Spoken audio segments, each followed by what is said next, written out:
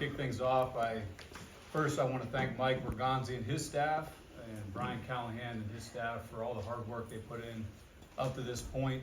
We also want to thank the support staff that's been involved. There's been a lot of change. We've changed a lot of things as far as our processes, our grading scale.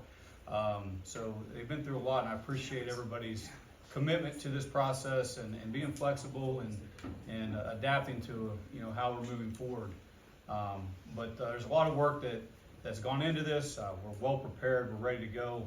Like I said back in January, we're going to be a draft and develop franchise, and this is our opportunity to really build the foundation of this football team through the draft. And the culture of our football team will run through the draft. So this is a big weekend for us. We're ready to go. We'll go ahead with questions at this time.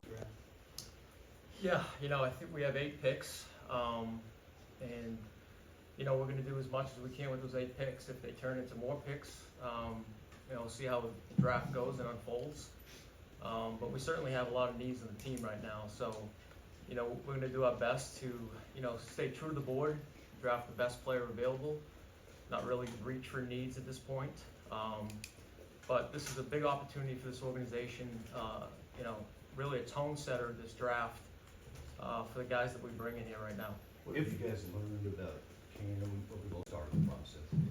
Well, I think we just got to meet the person, right, and got an opportunity to sit down with him multiple times, whether it be the combine, pro day, his private workout.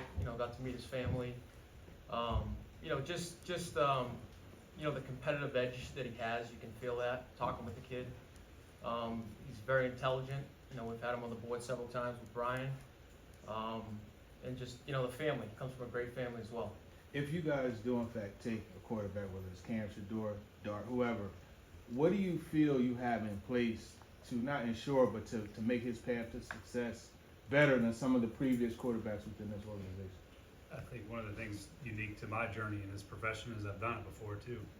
I've been a part of a young quarterback, number 1 overall pick, coming into a team that picked number 1 for a reason. And we weren't good enough last year, so we're picking first, and we have a chance to add a really good player with the first overall pick, whatever it ends up being. But there is a lot of things that I learned from that first lesson of when you bring in a player like that, that'll help us in the process. So I think we've added the right players in free agency. I think we have good young players here. We got to do a lot better job coaching, first and foremost, and put ourselves in some better positions. So those things to me are all part of the equation, and I feel good about where we're at and where we're headed and how we're going to get there. As you went through the process, you Into a situation where you kind of have to choose between those 2 ideas. What's more important to you in this draft? Well, I think just having a strategy, and that's really what we've been doing here the last week or so, just working the board horizontally and just seeing the value of each position group. And I think that's how you have to base the decision on. If there's a player there at a certain spot and we think it's the best value for us, we're going to take that player. But if we deem there's a cluster of players on that board that we kind of have the same value on, then maybe we move back and pick up a pick. But I think it really depends on how the board falls. But really the preparation we've put in the last couple of weeks, just working the board horizontally and just seeing where the value lies at certain pockets of the board will come into play there. So how many conversations? 2 key positions and where you stand.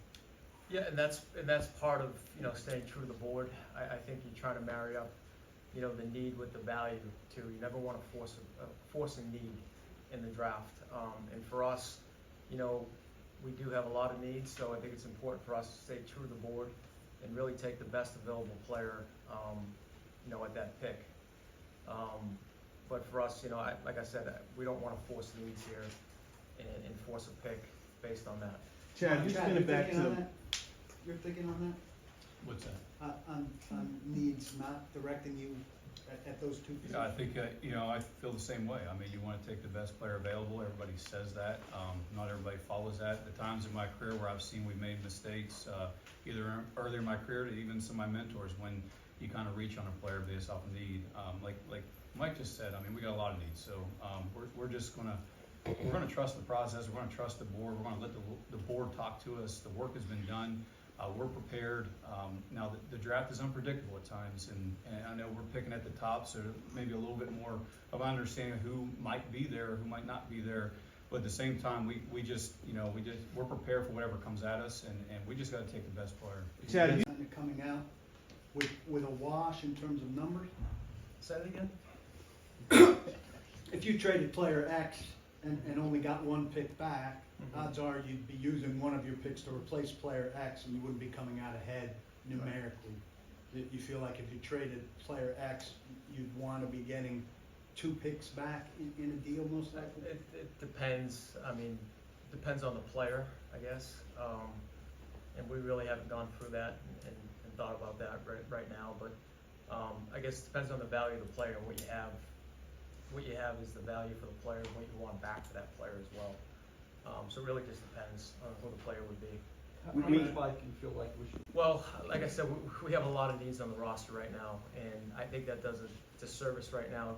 There's 31 other teams in the league right now trying to figure out other teams' needs. We just met with our pro department the other day to go over the team needs, and during the draft, we have a team needs thing, and as we go through the draft, that's part of the strategy. So I think at this point in the draft, it would do us a disservice really to identify the exact needs that we have in the roster.